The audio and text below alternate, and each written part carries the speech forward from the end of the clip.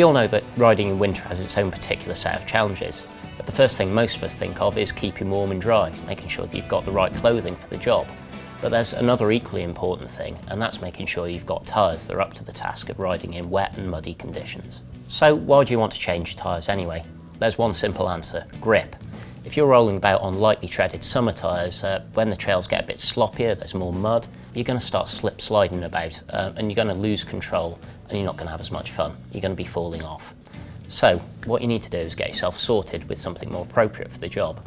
Happily, there's loads of tyres out on the market, and we'll run you through a few different variations and what you need to look out for.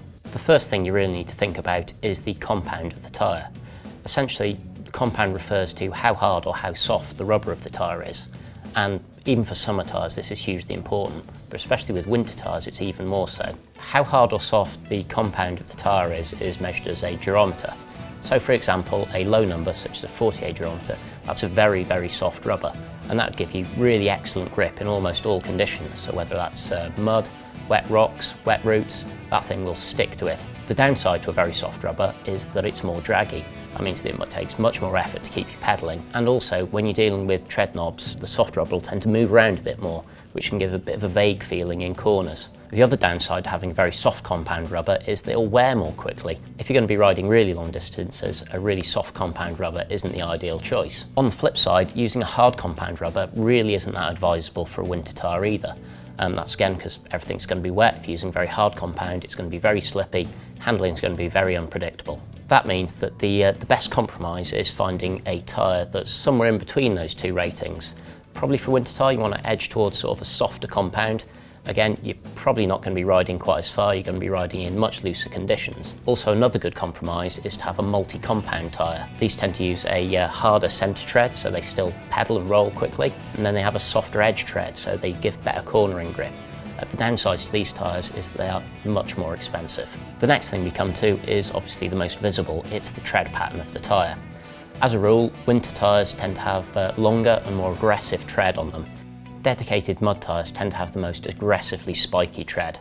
This really helps them cut down through deep layers of mud into the harder surface below, and that helps provide much better cornering and braking grip. They work really well on deep mud, but on harder surfaces such as roots or wet rock, they can be a little bit sketchy. That's because the very long spiky tread tends to move about a bit, which can give very vague and unpredictable handling. To get around this, some riders like to modify their mud spikes by cutting down the central tread. This improves sort of braking performance on harder surfaces while still retaining good capability in mud. The problem about this is it's a very time-consuming procedure.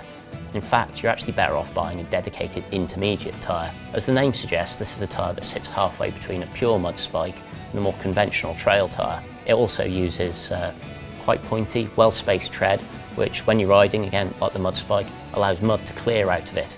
But because the treads tend to be shorter and a little blockier, you still actually get good performance on harder surfaces.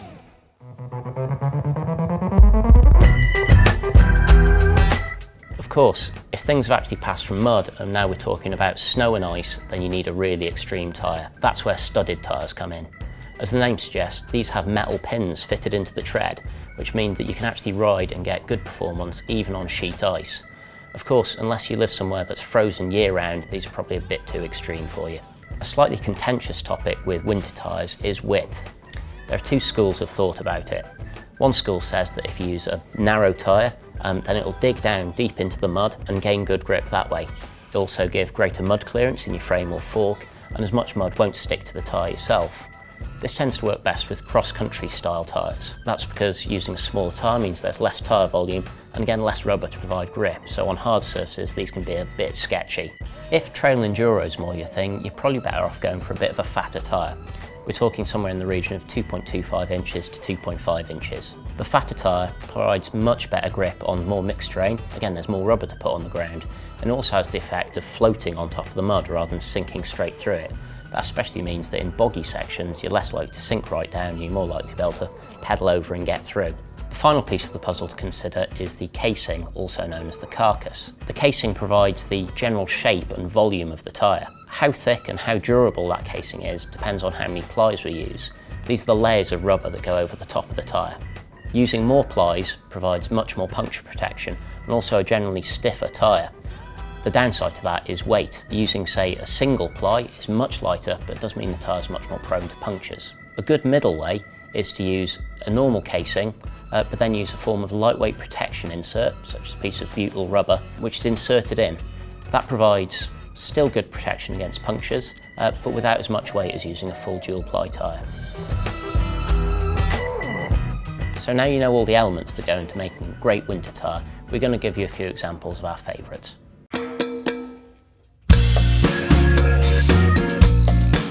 We'll start off with the most extreme tyre first. If you're going to be riding in snow and ice, then you can't go wrong with the Schwalbe Ice Spiker Pro Evolution Winter.